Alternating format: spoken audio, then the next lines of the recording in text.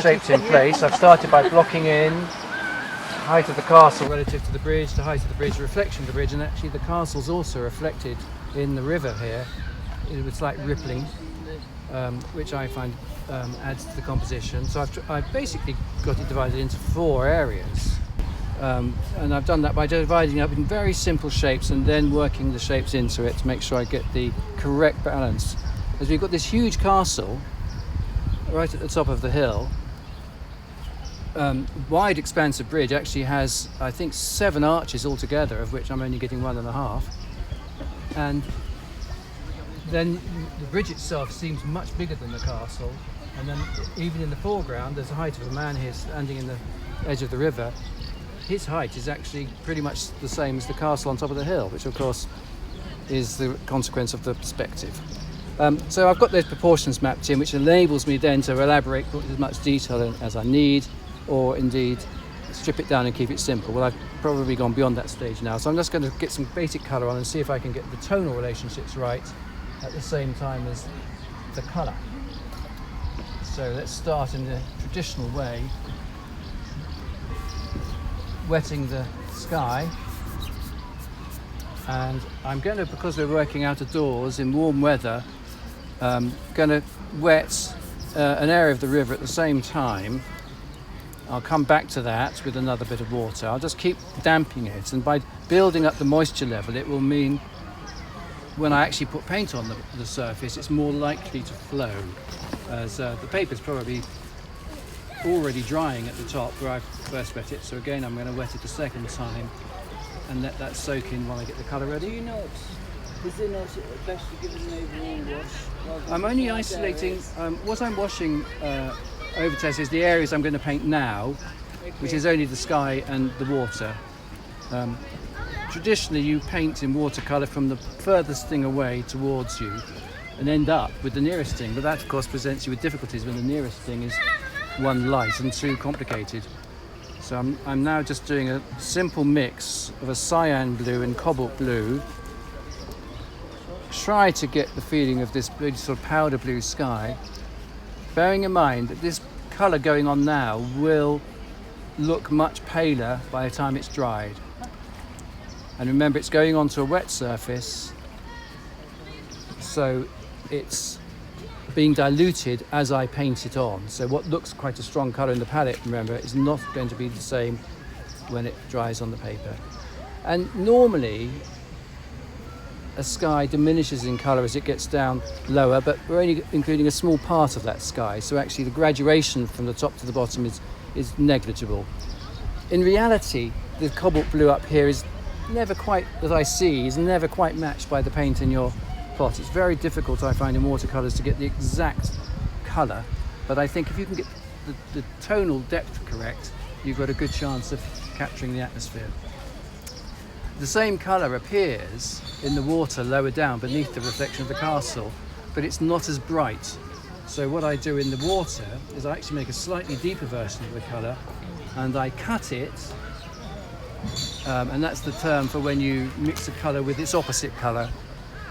So with blue, the opposite colour to blue is the mixture of the other two primaries, which is yellow and red. So I'm just going to put a tiny bit of red and a tiny bit of yellow, actually in this instance cadmium red and cadmium yellow, just a tiny bit. And what that does is it makes this blue greyer. So you can see straight away the blue down here, although it relates to the blue up higher, is not as bright. So it's a little bit deeper in colour, a little bit greyer in colour. But hopefully that relationship will be enough to capture the play in light. I can't see any other sky reflecting in the water. The colours in the water are going to be the colour of what we see. Where the sun's on the water, you actually see the colour of the stones underneath the water. Where the shadows are on the water, you see deeper versions of the reflections of the hillside. And basically all this area is the hillside reflecting in the water, and the bridge itself reflecting in the water. So I need to clean the brush up at this stage. Maybe if I go to another brush it wouldn't matter, but I like this big brush. It's a big Sumi brush, Chinese brush, which means you can hold a lot of water and get a lot of colour on. And before I paint, I don't want to paint the hillside now because I want to get a nice hard edge with the castle. I could paint some of these trees and get some soft edge, and in fact let's just do a bit of that to show you how that works. Let's introduce some lemon yellow into my darker blue mix, and I'll get some greens up here. And whilst I've got a bit of damp sky to play with, it will give this a sort of slightly softer edge to the top line of the trees, which is gets a start on that. I've got some ruins in here I've got to leave out, so I'm just, instead of using masking fluid today, I'm being very foolish and I'm just painting around the shapes as quickly as I can. And I won't paint all of the foliage up here at this stage, and actually having this area of the paper dry enables me to paint green with a wet brush right down to the parapet of the bridge without it running into the bridge. And I can strengthen that colour. When I do these pockets of dark you can see in the hillside, I'll introduce indigo into the green mix because that gives the really lovely shadowy greens with a very simple effect. So we've got little pockets here and here. I'll come back and put some brighter greens in too in a minute, but just to give the sort of variety of greens a kick start, put some pale colours in, put a few shadows in. I'm painting one colour over the edge of another colour, so you get the soft blends, so I'm overlapping the colours, just picking out a few little contrasts. There's contrast up here behind the ruin. This ruin I'm probably going to have to lift the colour back off it in a minute. There's a wall up at the top which I want to show up. So I get that in, that's probably enough. If you need to play around with colours like this, when you're painting with one colour on a brush, rather than rinse that colour out and waste all that colour and have to remix it again, it's much easier just take another brush, a damp brush, and soften an edge here or there if you feel you're getting the edges too hard. And especially painting out of doors in hot weather, you can get edges drying prematurely and you might lose the flow that you want. So let's move on. I could do more of that hillside. I'm quite inclined actually just to lay in a few greens throughout the painting, so underneath the bridge as well. I'm not going to do this as a wash. I'm going to do it as what I call chasing the colour, which is a sort of simple technique where you have to work very quickly. You lay one colour on and you can go into a lighter colour straight afterwards, or a darker colour, and you might overlap it, you might avoid it. You get a lovely sort of patchwork of colours, broken colour. Again, using a large brush, you can get a very quick result. I'm going to switch brushes. I'm going to use my clean brush now to just pick some lemon yellow into the green, because there's some lovely shrubs other side of the bridge catching the sunlight. So I'm going to go in very pale with some lemon yellow just to pick those brighter areas up.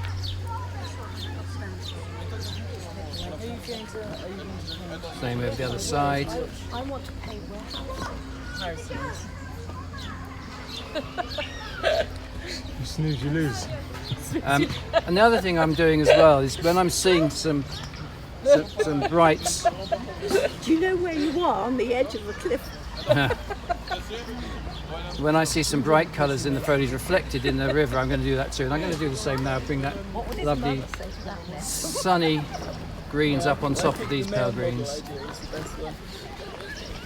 If you do overdo it, you can just grab your tissues and stab it quickly, lift the colour off.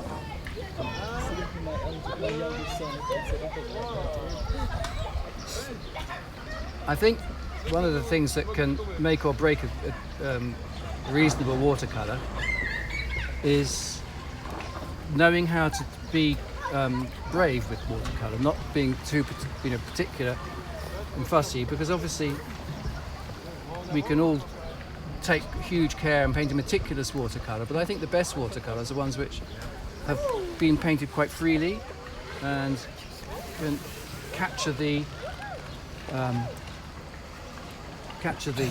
atmosphere of the place. So in other words, you don't need to paint every leaf to paint a forest. You've got to just paint the lights and the darks.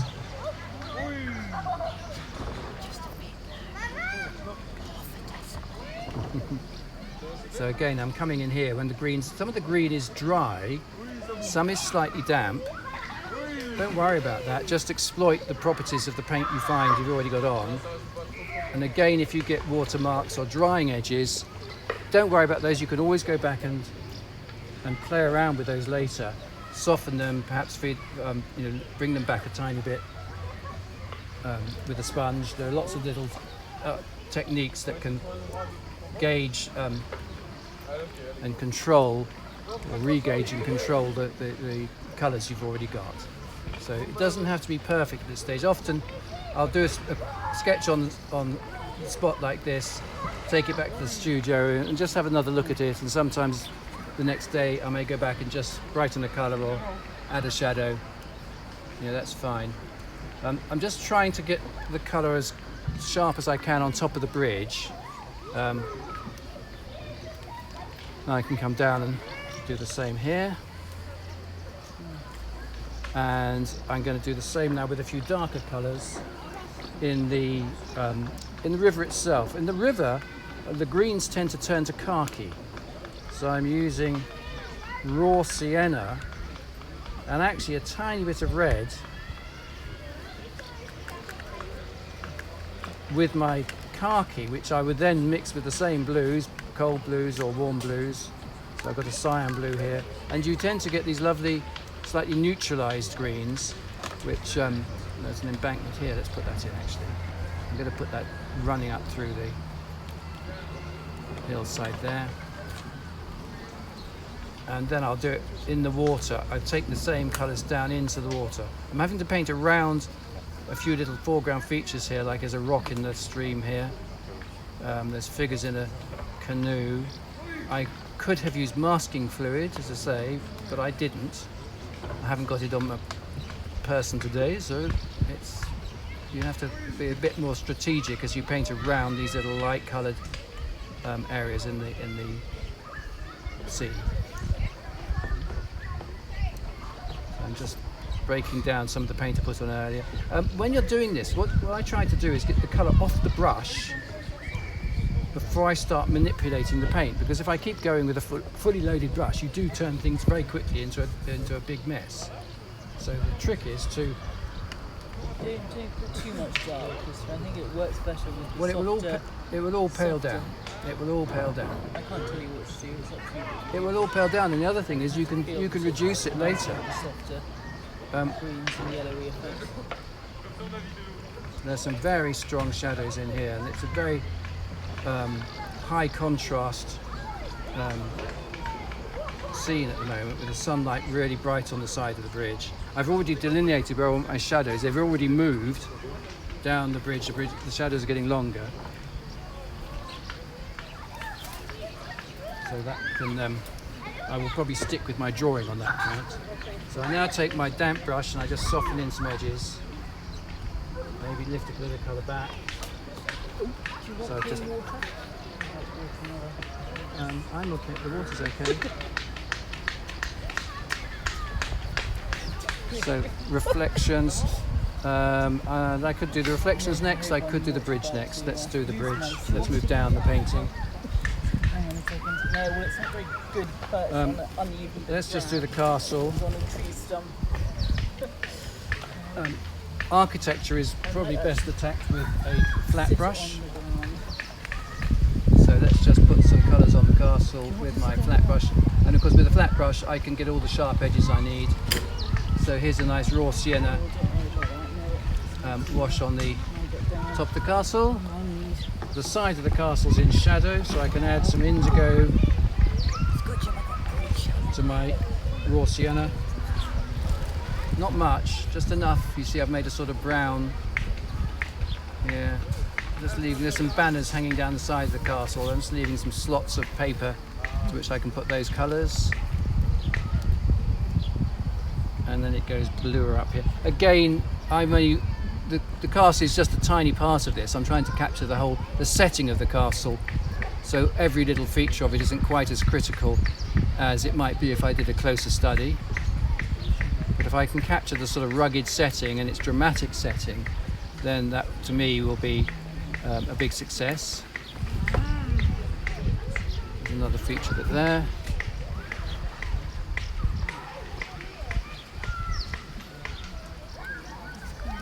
Yeah. Looking good. Do you want to change of water? I'm okay, thank you, for water right now. I might when I move into the next section. I think the trick is to keep the flow going at the moment. But it is a must to keep your water. It is. When I get to the bridge, I would need that one clean. At the moment, not bad. And I'm just going to now see if I can get this little fortified outpost catch the light. It's probably got too much green in it to work, but never mind, that sort of captures it. And there are some little highlights here, so I have missed out. So I might need to do a little bit of lifting back with the tissue and a detail brush, but again, that's the main feature is there. I could move down and do the reflection of the castle with the same palette, but then adjust it for reflection. Good. So I think that could be the next stage. So when I do the reflection of the castle, same colour you might think, but it's just gone, again, I've just slightly neutralised it with a little bit more. So the ochre has got a little bit more of the blue and red in it, so the yellow, raw sienna actually. And it's got a tiny bit of red and blue in it. And then in shadow, I'm adding indigo to it because it's a lovely soft neutralising way of putting the ochre looking shadowy but still retaining the transparency. Are the colours usually darker than the actual colour? The colours in rivers, streams, lakes are generally less bright. So that means, and also less dark, so it means that the brightness of the castle here is not as bright in its reflection. It also means the shadows are not as dark. You lose the contrast. And if I have got more movement in this water like I'm getting here and there, I can actually do some extended ripply additions to the castle, which is what we're getting. We're also getting it in the water here, these other little shapes appearing. When you use a big brush, you do have to use a lot of paint. And I know that students, when they start off with these Chinese brushes, tend to end up with a very delicate colour, very pale colour, and I always have to put on 2-3 washes. Let's see if we can get this colour strong enough.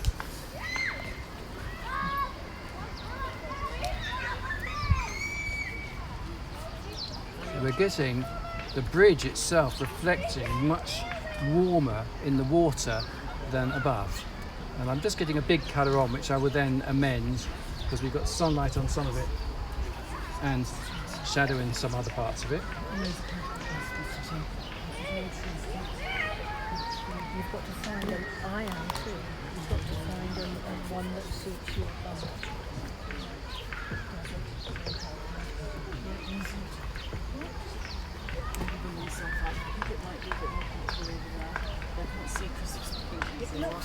I'm going to take a bit of this colour back, which has just gone on too strong, so don't worry when you do that. There you go, a quick wipe with the tissue and it starts to look more convincing. Just a bit rich there. I'm not worried about the hard lines because there are very high contrast shadows across the top of the water. The hillside is reflecting.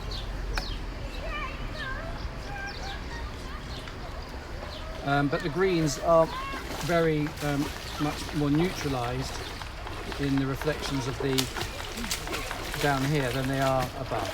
So the hillside reflects like this, with some lovely ripply shapes.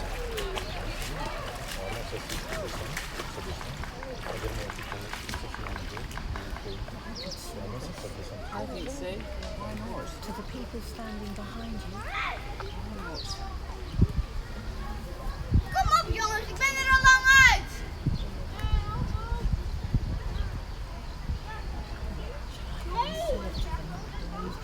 Did you?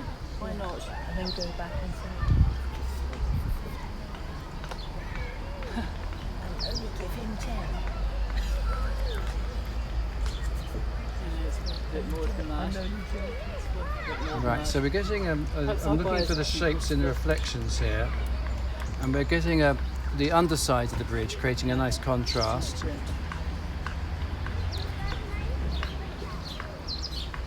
And we're getting the We're also getting shadows on the water from the trees to my, not in my painting, but they're off to my left. So we're getting this movement. And again, when the surface is damp, that's when you can exploit that with flicks and quick strokes of the brush, which will pick up on with the dampness and flow into and merge and fuse with the other colours you're putting in there. Would you go as far as showing it, a few pebbles?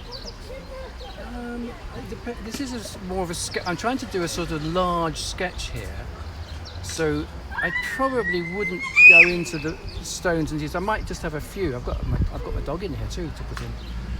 I might just have a few, but I think the key thing is to get the contrast. My problem now is I've got this green verge, the edge of it coming out, which is much darker than the colours behind it. So I've got to make a green which is both dark and transparent. It's very easy to overdo that or to underdo it and not get depth. So I'm not going to worry about that yet. That will come on later. I'm just going to connect up. Could you not change it yourself into a sandy, into that kind of... I could change the ingredients. Change it into that kind of shingle. I could change the ingredients, but I quite like them. Because you've got that shifty block there.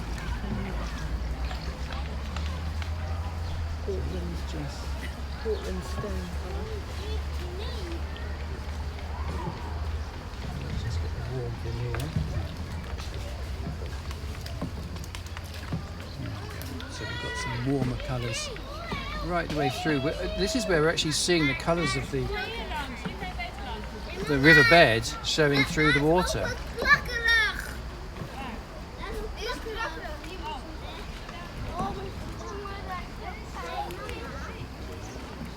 Maybe a little bit rich, so again I can just suck it back a little bit with a tissue. Then rethink it. Maybe that's nearly there.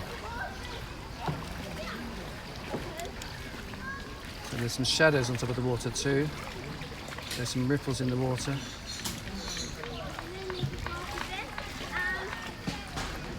You have to be careful not to overdo this, but to look very carefully at what is relevant and what will bring it together. Because with water you're painting what you're seeing reflected, you're also painting what's underneath the water, and you're also painting the refractions and distortions on the surface of the water. You have to balance all those things in a way that looks convincing. So I'm just going to work some greater contrast. If I can establish the depth of the shadows in between all these little roots that are overhanging this little edge here, leaving some light areas to catch their colour. If I can get the dark of this established, it will mean I can then work out how much colour to put into the green above. And this colour reflects a little bit as well, but here, interestingly, the dark here is not as dark in its reflection. The point I was making earlier about the change in contrast between a subject and its reflection.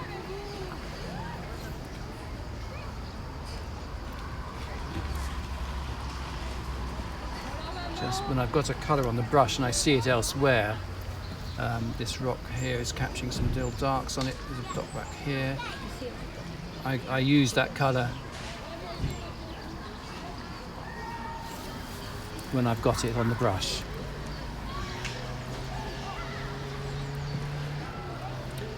Just bring some softer colours through the spaces here. I've decapitated one of my canoeists, but she'll get her head back in due course.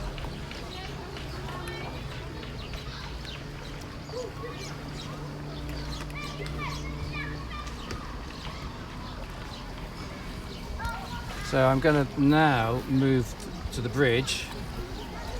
Actually, before the bridge, just as a point of interest, these canoes are a lovely bright orangey colour. Here's one of them parked up on the side. Let's just pop it in. And of course, the same colour will be on this canoe here. And I'm just looking at, there's actually, it's a yellow one there. So if you look at the orange canoe that's parked up, beneath it, the reflection is quite vibrant. My reflection at the moment is not strong enough, not bright enough. It should be slightly deeper.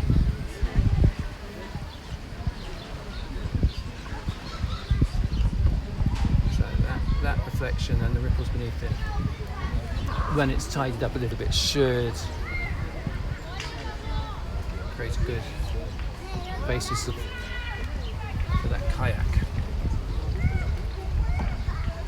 A few little internal parts of the boat.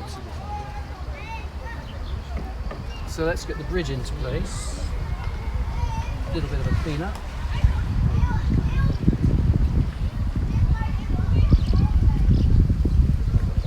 Clean water. Please, thank you. That, you can do that. I will carry on what I've got. To say, the shadow now has moved right down on the bridge.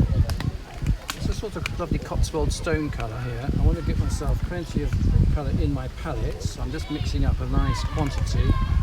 Good practice to test this colour before you put it on the painting. You do. Excellent.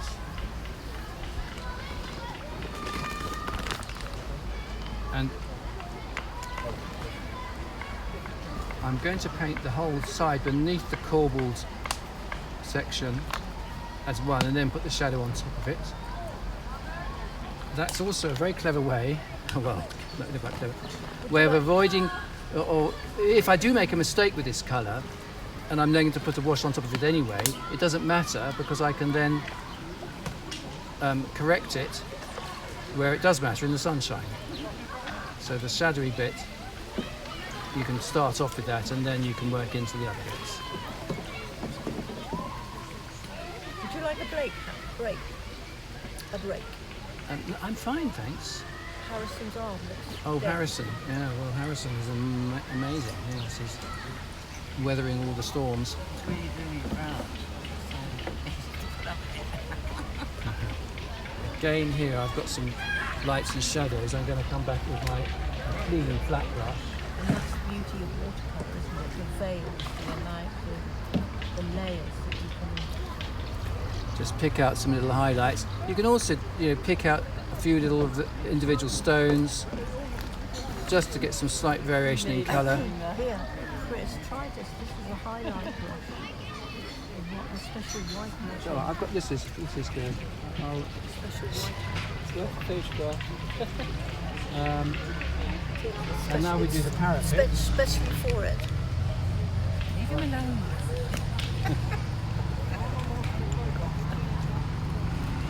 So the parapet is a darker stone, or it's a weathered stone.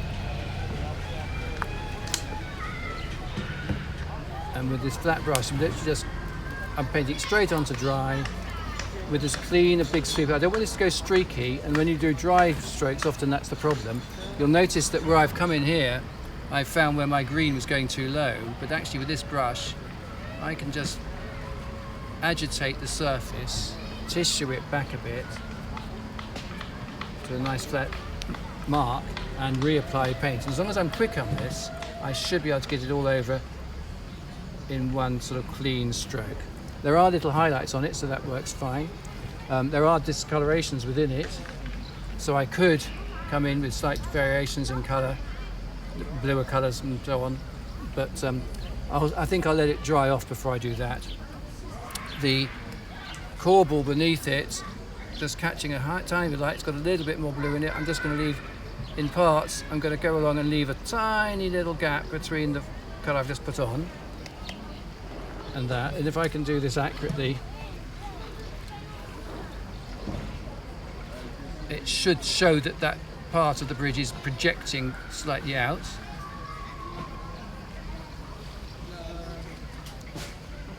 Just go back into that bit. Again, if I don't leave enough light, I'll cheat and put some white paint in there. And the corbels beneath that also go darker, so I'm just doing picking out a few of those. And the cast shadow beneath this projection is much softer. I've got a few more over here. Again, if I don't get them all in, it doesn't matter, I can add them later. When can we paint this scene? Simultaneously.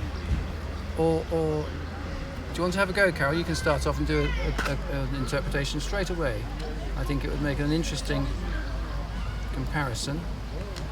So cast shadows. I'm following my drawing on this because the position has changed, and the actual cast shadow has got much longer now, but up here is where the shadow is being cast earlier. I'm just diluting down the colour I've just used. This is the cast shadow higher up.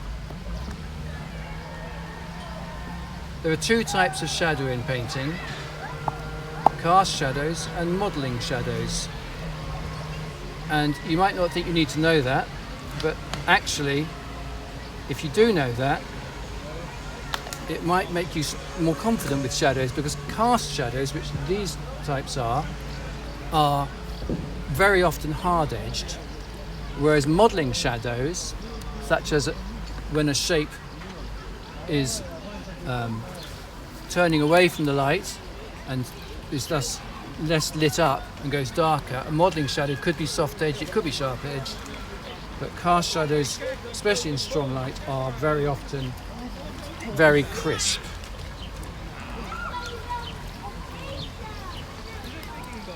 There's a darker stone colour underneath the arch.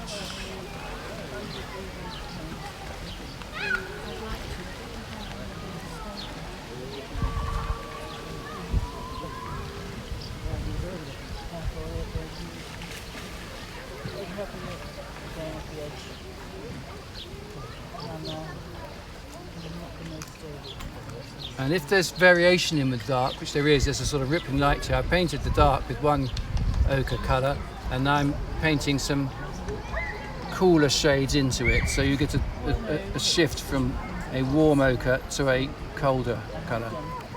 Watercolour particularly rates helps. I'm just going to paint some changing colours in the stonework. So as you start to complete the painting, you're trying to connect up all the different areas, make sure the light's balanced. So I've been working some more colour into the water, perhaps lifting a little bit of colour out at the same time, try and keep it sparkling. I need to bring some ripples in as the boat comes across. So all these things are just, it's very easy to overdo your painting in these final stages. It's very easy to carry on fiddling and getting too much detail in. So really it's just a question of stepping back, taking the whole painting in, thinking, have you caught the light? And I brought this back to outside the studio today just to check it all over, complete the final touches, and at each stage I'm doing these final strokes. I'm looking very carefully to see if they're correctly relating to the rest. There's a bit of detail in the bridge. I can easily go in now and just put some different shades into the stonework. A few little, richer coloured stones here again. As I put them on, I just check them for their colour values. Sometimes I just touch them back with tissue so you can control the depth. You're just trying to create a texture, the balance of light, not overwork it, follow the initial plan and get the whole thing to work together. The castle, for example, was really my focus. I added some darks into the rocks. They're a little bit overworked, or a little bit too fussy, so again I can just tissue them, soften them. But what I haven't done is connected them up to the reflection, where some of those same darks won't produce as much detail because the reflection is essentially a little bit wobbly, it's been blurred by the movement of the water, but where the darks appear here, I have to balance them below. Where the banners and the windows appear, there might be little hints of that down here. It's not a meticulous operation, but it does have to be brought together so that the whole thing relates correctly. And obviously in the hillside you've got the play of light across it with many trees, lights and darks, so light trees down here will have light reflecting in the river. The darker areas the same, so I can come in here and just make sure these darks and lights are balancing. There's some darker greens beneath here, but actually, as I think I said earlier on, when colours reflect, you lose a bit of contrast. They're not as bright in their reflections, they're not as dark in their reflections, so you can you can keep them a little bit paler, a little bit softer as you work them into the whole scene. The figures themselves, I probably need to do a few touches on them. The trouble is with figures is they just came through the painting for a brief moment. I tried to draw them quickly, capture them quickly, so it's down to my memory now as to whether they're convincing. I think they need a little bit more care.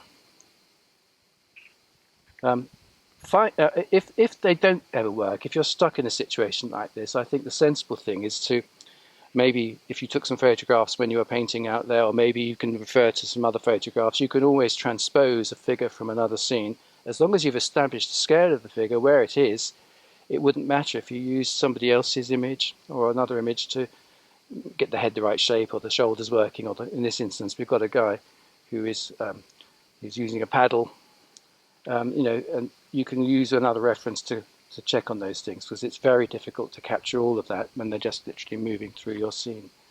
But having done all that, I think the answer is to step back and assess it. Now, my final assessment here is this reflection. When I got the correlation between, this was the first thing I did, was the correlation between the sky and the water, and actually the water, as you look down into it, was very, very blue. It was darker, the grey blue. I'm going to just wet it and make another little play of colour. And if you're careful, when you want to do this, it's no problem once your first washes have dried, coming back later like this, just rewetting them to an edge of another colour, and then topping up the colour a little bit more. So I'm going to use my first palette, which was cobalt blue and cyan blue, which is very zingy. Here we go.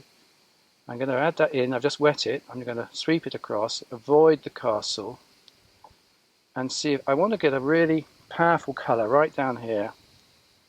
That's going to strengthen it again straight from the pan. Sweep it in with the big Chinese brush. Bring it in here too. Create. And the addition of that blue actually works beautifully to bring up the warmer colours, the stone colours from the castle itself and the bridge. Hopefully that will dry in an even state. It seems to be going okay. That will settle in, and we have a completed painting.